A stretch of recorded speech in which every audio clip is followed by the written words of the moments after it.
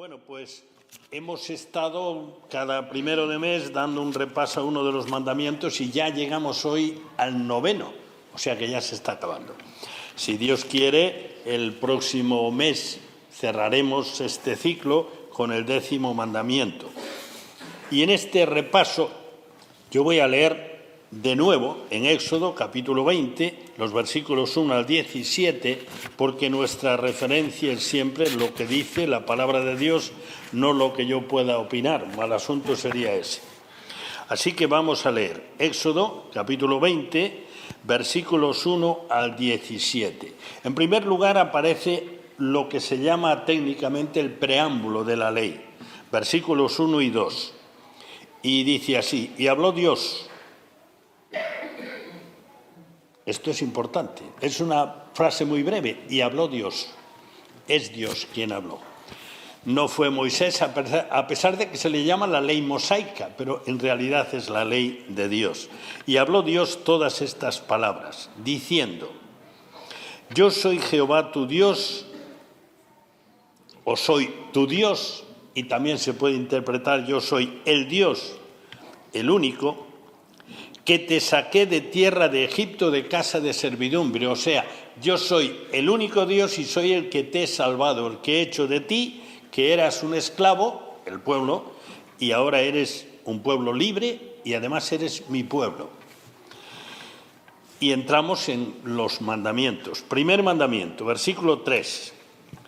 No tendrás dioses ajenos delante de mí. Algo que corre a lo largo de toda la Escritura es que solamente hay un Dios. Cualquier otro que se invoque como Dios o que se respete como Dios es falso. Así que este mandamiento va en esa dirección. Solo hay un Dios, pero hay un Dios. Segundo mandamiento, versículos desde el 4 hasta el 6. No te harás imagen ni ninguna semejanza de lo que esté arriba en el cielo, ni abajo en la tierra, ni en las aguas debajo de la tierra. No te inclinarás a ellas ni las honrarás, porque yo soy Jehová tu Dios fuerte, celoso, que visito la maldad de los padres sobre los hijos hasta la tercera y cuarta generación de los que me aborrecen, y hago misericordia a millares a los que me aman y guardan mis mandamientos. Este es el mandamiento más extenso en cuanto a palabras que se emplean, a la extensión en la que se explica, y curiosamente es el mandamiento que más veces se ha desobedecido. Y hasta se han hecho pues verdaderos malabarismos para justificar desobedecer este mandamiento. Siguiente, el tercer mandamiento. La excelsa santidad de Dios. Versículo 7. No tomarás el nombre de Jehová tu Dios en vano, porque no dará por inocente Jehová el que tomare su nombre en vano. Y ya sabéis que esto tiene que ver con que cuando hablamos de Dios, no hablamos de cualquier cosa. Y debemos hacerlo con respeto y reverencia, y que eso se note, porque estamos hablando de Dios. Posiblemente en muchas ocasiones el no considerar a Dios con el respeto debido es culpa de que cuando hablamos de Él hablamos con toda ligereza, como si fuese cualquiera. Cuarto mandamiento, versículos del 8 al 11. Acuérdate del día de reposo para santificarlo. 6 días trabajarás y harás toda tu obra, mas el 7º día es reposo para Jehová tu Dios. No hagas en él obra alguna, ni tu hijo, ni tu hija, ni tu siervo, ni tu criada, ni tu bestia, ni tu extranjero que está dentro de tus puertas, porque en 6 días hizo Jehová los cielos y la tierra, el mar y todas las cosas que en ellos hay, y reposó en el 7º día. Por tanto, Jehová bendijo el día de reposo y lo santificó. Y ya sabéis que en ese texto hay dos cosas: el trabajo, como algo que no es una maldición, sino todo lo contrario.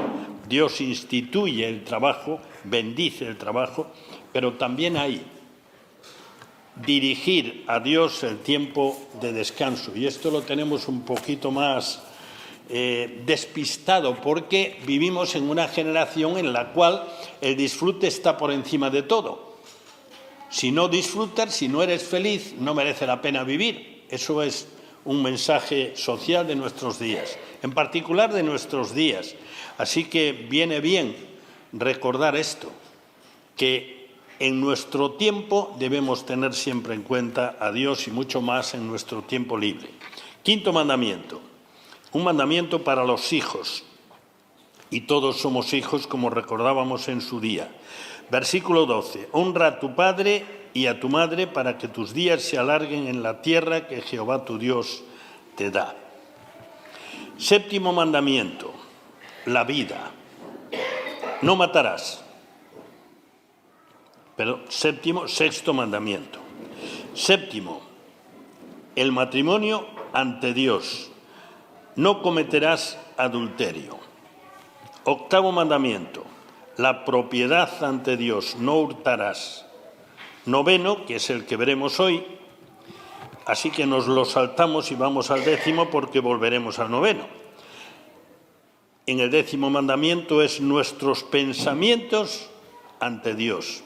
No codiciarás o no desearás la casa de tu prójimo, ni codiciarás la mujer de tu prójimo, ni su siervo, ni su criada, ni su buey, ni su asno, ni cosa alguna de tu prójimo. Ahora, este es un repaso en la lectura de los 10 mandamientos y en ellos, como ya hemos dicho varias veces, hay dos partes muy diferenciadas. La primera parte es la relación con Dios. Y Dios establece los principios en que se basa la relación con Él. Y la segunda es las relaciones entre nosotros, pero delante de Dios. Esto es muy importante. Nuestras relaciones entre nosotros delante de Dios, teniendo en cuenta que se producen delante de Dios. Y esos son los mandamientos desde el quinto hasta el décimo. Y vamos con el noveno mandamiento que nos corresponde para hoy, que como siempre sucede cuando entras en estas cosas, tienen más tela de lo que parece. Así que sencillamente haremos una aproximación resumida y no se podrá tratar en profundidad porque no hay tiempo para ello. El versículo 16 dice, no darás falso testimonio contra tu prójimo. Bueno, en principio esto es un término que tiene que ver con la legalidad. En estos días, como sabéis, yo creo que fue ayer, no sé si ayer o anteayer, que se produjo la sentencia del jurado en ese crimen de Santiago. Y bueno, pues eso quiere decir que antes hay una serie de testimonios, de testigos que han atestiguado, es decir, han dicho lo que han visto, lo que han escuchado con relación a lo que se juzgaba. Bueno, pues en principio esta es una cuestión legal. Dar falso testimonio es inculpar a alguien que no es culpable o no inculpar a alguien que sí es culpable.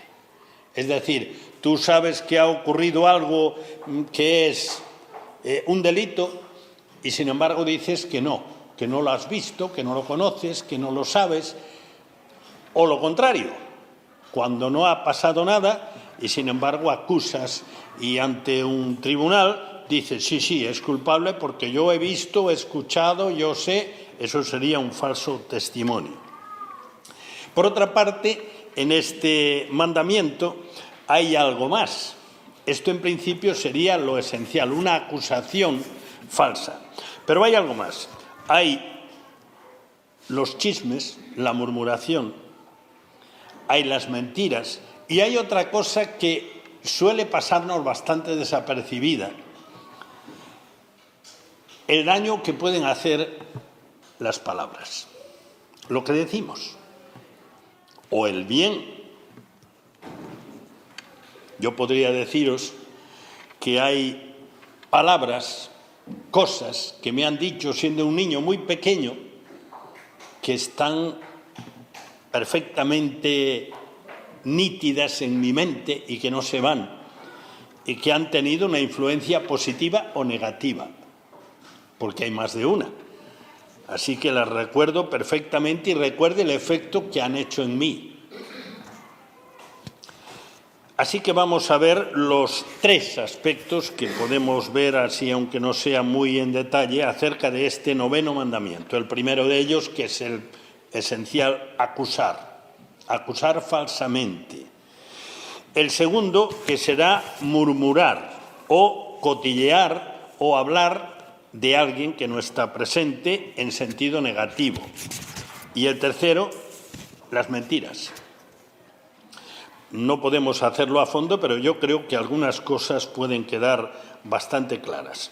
Acusar falsamente generalmente es acusar ante alguien que puede tomar una decisión o digamos que tiene una cierta autoridad, como es en el caso de un juicio, estás delante de un juez y acusas falsamente al que está siendo juzgado, o lo acusas previamente y después es juzgado. En Deuteronomio, capítulo 19, versículos 16 al 21, se habla de este tema y, bueno, pues conviene repasarlo. Deuteronomio, capítulo 19, 16 al 21, dice así: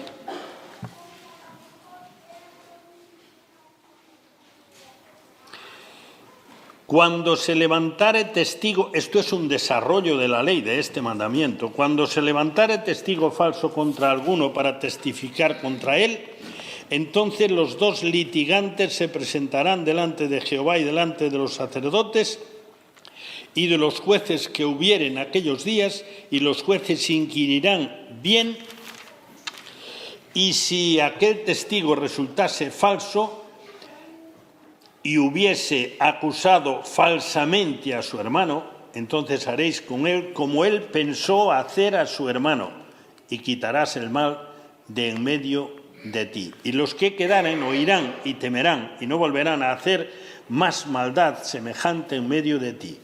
Y no le compadecerás, vida por vida, ojo por ojo, diente por diente, mano por mano y pie por pie, que es la famosa llamada ley del talión. Ahora, vamos a ver así por un momento razones que aparecen en la Escritura para acusar falsamente. Una de ellas es el soborno. Un poquito más adelante, en Éxodo capítulo 23, encontramos sugerido esto. Éxodo capítulo 23 y versículo 8 dice así. Esto es bastante tratado en el libro de los Proverbios, pero como ese lo guardamos para el año que viene, pues vamos a buscar citas en otros lugares. Éxodo 23, 8. No recibirás presente, porque el presente ciega a los que ven y pervierte las palabras de los justos.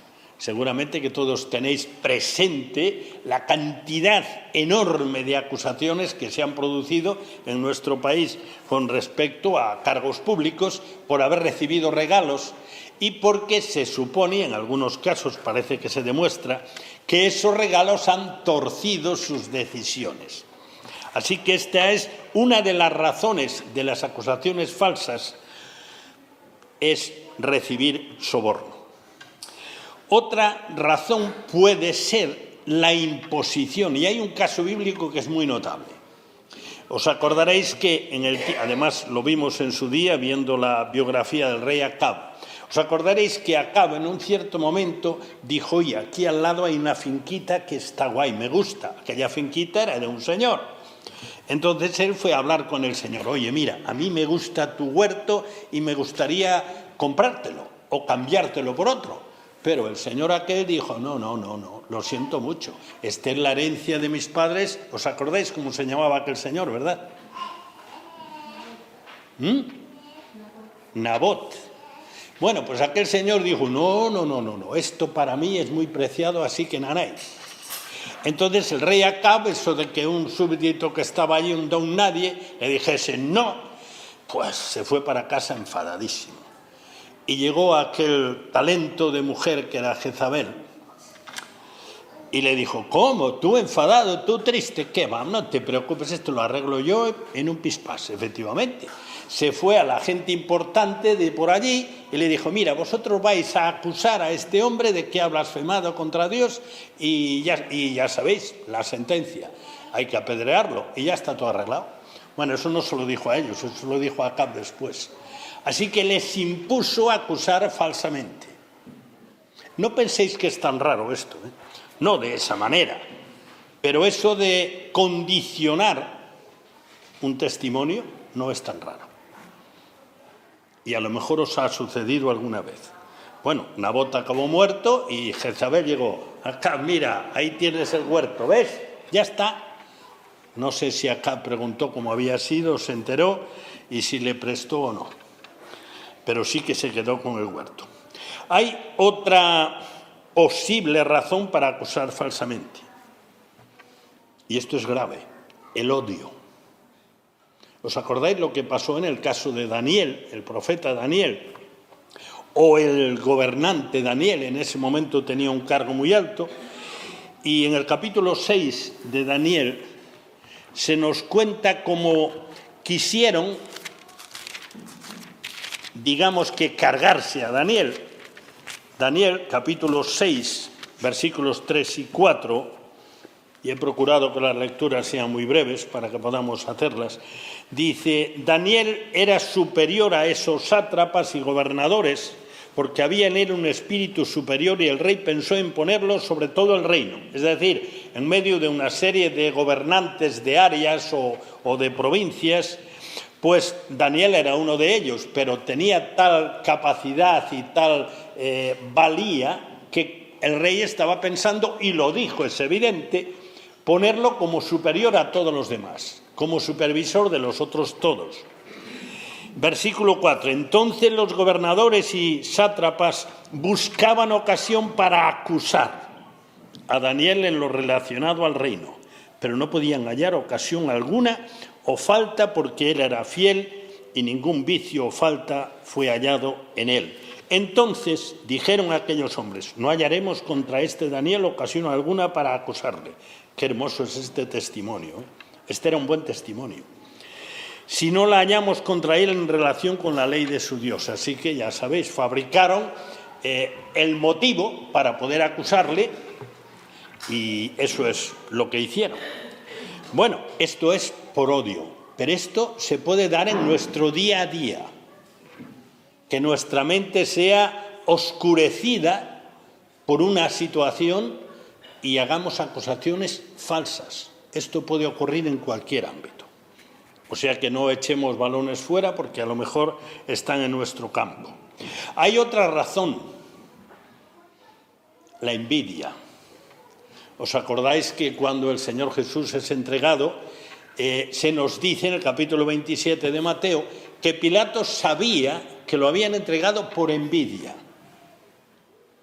Y en el caso de José, cuando sus hermanos lo quisieron matar y después al final lo vendieron como esclavo, pues era una situación muy semejante, por envidia.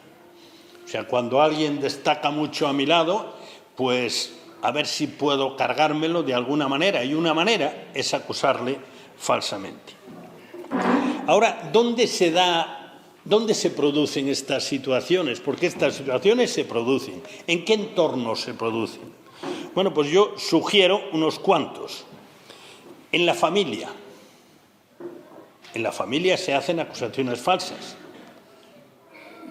Creo que primero las acusaciones falsas pues se dan en el propio matrimonio. ¿Y cuántas veces la destrucción de un matrimonio es por acusaciones falsas?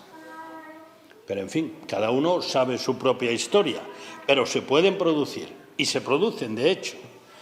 También se producen acusaciones falsas a los hijos. También. Cuando, sin analizar una situación o llevados del genio en un momento dado, se les acusa de cosas que no son ciertas. También se acusan los hermanos entre sí, ¿o no sabéis de esto? También se acusan falsamente, y además ya sabéis que algo que desde el Edén para acá es que si pasa algo yo no tengo la culpa la tiene otro. Y siempre procuramos sacarnos el saco de la culpa de encima de nosotros.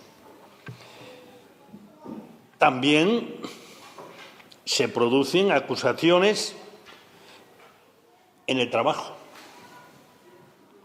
delante de un jefe, de un gerente, de un encargado. También ahí se producen acusaciones falsas.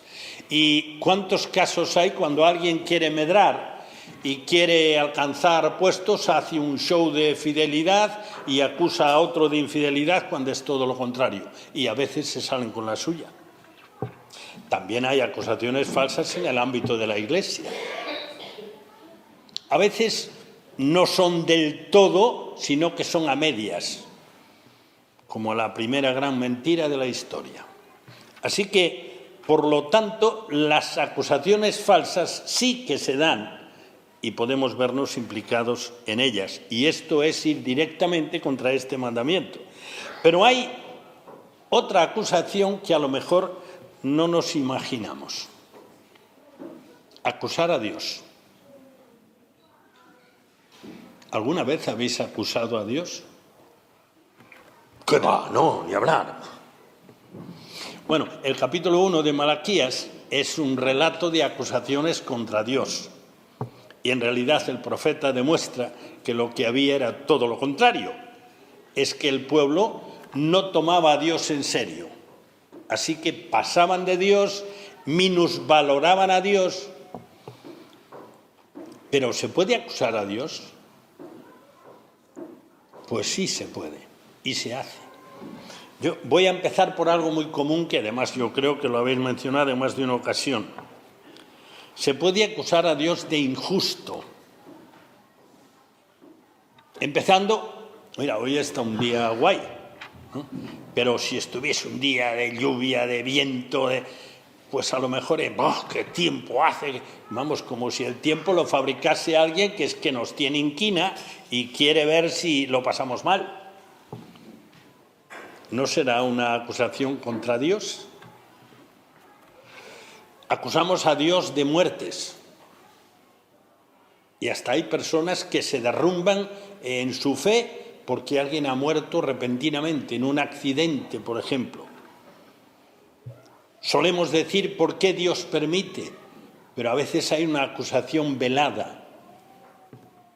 Acusamos a Dios de enfermedades, de desastres, de accidentes, de catástrofes, de fracasos de todo tipo, de las guerras, cuando la mayor parte de estas cosas son cosas que nosotros mismos provocamos y acusamos a Dios. Pero en otras ocasiones Dios permite situaciones que no las provoca ningún ser humano y pues se le acusa también, y nosotros podemos caer en eso también. Pero para seguir adelante, y sencillamente esto espero que os sirva para meditar. La murmuración, el cotilleo. En el mismo capítulo 23 de Éxodo, que es un desarrollo de la ley, en el versículo 1 hay solo una frase brevísima que se refiere a esto. Hay bastante más, pero dice Éxodo 23:1, no admitirás falso rumor. La murmuración es hablar maliciosamente de personas ausentes juzgándolas. ¿Y quién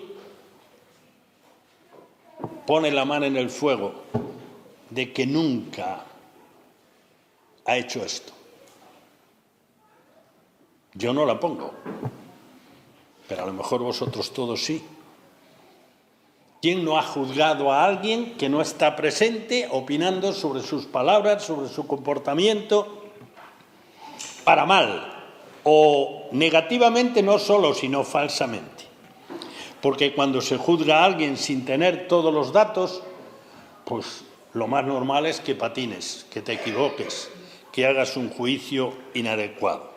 Hay mucho material acerca de esto, pero yo solamente os voy a mencionar un texto que aparece en la Epístola de Santiago, en el capítulo 4. Santiago habla mucho de eso, de hablar, dedica un capítulo al uso de la lengua. Epístola de Santiago, capítulo 4, versículos 11 y 12. Y dice este tema que Santiago trata aquí con bastante detalle. Santiago 4, 11 y 12. Dice, hermanos, No murmuréis los unos de los otros, o sea, no habléis maliciosamente de otros que no están presentes. El que murmura del hermano juzga a su hermano. Murmura de la ley y juzga a la ley. Pero si tú juzgas a la ley, no eres hacedor de la ley, sino juez. Uno solo es el dador de la ley, que puede salvar y perder. Pero tú, ¿quién eres para que juzgues a otro? Yo creo que es una advertencia interesante y seria. Porque a esto somos dados todos. Y generalmente cuando juzgamos a otro, o a otra, claro, lo hacemos convencidos de que, sí señor, eso es lo que hay que opinar y lo que hay que hacer. Y estamos metiendo la pata hasta arriba del todo. Así que mucho cuidado con cuando hablamos. Sí que hablamos de terceras personas, pues claro que sí. Hablamos, todos hablamos, pero una cosa es hablar, otra cosa es juzgar negativamente basado en nuestra opinión o en hechos parciales y llegar a conclusiones que son completamente equivocadas, como si fuésemos jueces infalibles de la vida de nuestro hermano o de nuestros hermanos o de quien sea. Y por último, porque yo estoy mirando por una cosa redonda que hay allí en la pared y va embalada, y algunos ya habéis mirado el reloj o el móvil, que ahora trae la hora en números grandes. Las mentiras. El hábito de mentir. Ya sabéis que generalmente clasificamos las mentiras en mentiras grandes y mentiras pequeñitas, en mentiras graves y mentiras piadosas. Pero a lo mejor se puede profundizar un poco más. ¿Hay mentiras justificadas? Este es un tema interesante. ¿Hay mentiras justificadas? Cuando dos mujeres que a mí me atraen muchísimo, y el relato es brevísimo, en Éxodo capítulo 1 se menciona a dos mujeres que eran las parteras entre el pueblo de Israel y que Faraón le dice: a ver, venid para acá. Cuando una mujer dé a luz, vosotras estáis allí porque sois las que sois especialistas. Si es un niño, es facilísimo, además es facilísimo, en el momento del parto, pues ahogar al niño y, mira, nació muerto, lo siento. Matarlos. Es una orden mía. Las parteras, evidentemente, siguieron haciendo su trabajo, pero no mataban a los niños. Y el texto dice que es porque temieron más a Dios que al faraón. Y le mintieron al faraón. Las llamó al capítulo. Bueno, ¿qué pasa? Los niños siguen haciendo, se conoce que no era algo continuo, pasaron meses o a lo mejor hasta algún año. No, es que las mujeres israelitas no son como las egipcias, que son unas blandengues. Dan a luz ellas solas y cuando nos enteramos ya el niño ya está mamando y ya está. Eso era mentira. Hay más casos, pero hubo otro caso muy notable. Rahab, la prostituta de Jericó. Bueno, pues Rahab, que evidentemente tuvo una percepción de que Dios estaba obrando y que aquel era su pueblo y que iban a quedar todos liquidados, protegió a los que fueron a investigar, los espías que fueron allí a Jericó, y además mintió acerca de ellos y los tenía escondidos. ¿Fue una mentira justificada? ¿Y para salvar una vida? También hay la posibilidad de no mentir y ocultar la verdad. A veces el silencio es una mentira. ¿Y le ocultamos la situación a un enfermo terminal que tiene más derecho que nadie a saberlo? ¿Se lo ocultamos? Yo viví un caso de estos que me quedó grabado para toda la vida. Muy, muy, muy fuerte, muy fuerte. Porque se empeñaron en la familia y familia más cercana, yo era familia también, en no decirlo. Y se dio una situación la más de curiosa en ese caso. Era una prima mía. Ella sabía, porque es que era inteligente y estaba en pleno uso de sus facultades, sabía que se estaba muriendo, sabía su enfermedad. Pero, sin embargo, hubo un convenio de no decirle nada Y entonces estaban jugando a un juego absurdo. Ellos sabían y no lo decían. Ella sabía que sabían y ella sabía, y no había ninguna clase de enfrentamiento a la situación, y así hasta el final. Y yo lo comenté con ellos, ni se te ocurra. Y la verdad es que lo pasé muy mal, muy mal. Y a los pecadores les decimos, es que esta mañana entré en un pequeño debate, que espero que no tenga malas consecuencias, acerca de unas declaraciones de un famoso predicador norteamericano en el Facebook, y alguien del otro lado del océano pues entró cabreadísimo con las declaraciones de este hombre, y es alguien que es un poco familia, muy lejano, pero un poco familia, que vive en Miami. Y a los pecadores les ocultamos que son pecadores y se van al infierno. No, tú eres una buena persona. Y cuando la palabra de Dios dice con claridad que o al cielo o al infierno, pero no hay tercera opción, no hay buenas personas. Somos salvos por gracia, no por buenas obras. Y el que no cree está perdido. O les decimos cosas agradables. Eso sería mentir. Y sabéis que gran parte del movimiento económico del mundo se sostiene en mentiras. Eso lo sabéis. Los economistas nos mienten, los políticos nos mienten acerca de la economía, y la publicidad nos miente acerca de los productos que nos venden. Y nosotros a veces podemos caer en eso también, por ensalzar una cosa. Pero aún hay algo más grave. Y esto también es algo que por lo menos es bueno que lo reflexionemos. Libro de Josué, capítulo 24. Libro de Josué, capítulo 24, y terminamos ahí porque el tiempo ya se ha ido hace un ratito. Libro de Josué, capítulo 24. En este capítulo está el primer versículo que yo me aprendí de memoria a base de verlo en un cuadro que le regalaron a mis padres cuando se casaron. No sé quién lo regaló, pero ese versículo, Josué 24:15, yo y mi casa serviremos a Jehová. Bueno, pues Josué capítulo 24, versículos 21 al 27. Mentir a Dios. No, a Dios, ¿cómo le vas a mentir? A lo mejor le mentimos mucho más de lo que pensamos. Mirad lo que sucede aquí. Josué está terminando su etapa, ya es muy mayor y se está prácticamente despidiendo del pueblo. Josué 24, 21. Dice Josué, el pueblo entonces dijo a Josué, no, sino que a Jehová serviremos. Y Josué respondió al pueblo, vosotros sois testigos contra vosotros mismos de que habéis elegido a Jehová para servirle. Y ellos respondieron, testigos somos. Quitad pues ahora los dioses ajenos que están entre vosotros e inclinad vuestro corazón a Jehová, Dios de Israel. Y el pueblo respondió a Josué, a Jehová nuestro Dios serviremos y su voz obedeceremos. Bueno, nos paramos ahí porque sigue hablando del tema. ¿Qué pasa? Si el pueblo dice, no, nosotros servimos a Dios de todo corazón y con toda fidelidad. Si no lo hacen, le han mentido a Dios. ¿Y no nos puede suceder así a nosotros? ¿O no nos sucede de vez en cuando? Que proclamamos hasta orando. Le podemos mentir a Dios orando. ¿Es posible? Y seguramente tendremos que pedir perdón más de una vez por mentirle,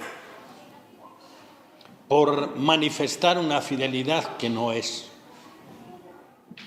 por decirle en oración, Señor, tú sabes, yo, un poco al estilo del fariseo aquel que presumía de su bondad y de su fidelidad, pero era nada más que una etiqueta que llevaba encima. Ojalá que nuestro hablar y nuestro vivir delante de Dios y nuestros semejantes sea sincero, aunque a veces eso cuesta. A veces cuesta mucho más de lo que parece. y seguro que lo sabéis en vuestra propia experiencia, pero servimos al Dios de verdad y eso nos compromete. Así que el Señor nos ayude a ser testigos, porque testigos fieles, porque testigos somos, queramos o no queramos. Eso es algo que a veces se nos escapa. Testigos somos. Me seréis testigos. No dice, bueno, vais a tener que ser testigos. O no dice, el que quiera que sea testigo. No, es que somos testigos. ¿Y cómo es nuestro testimonio? ¿Honra al Señor?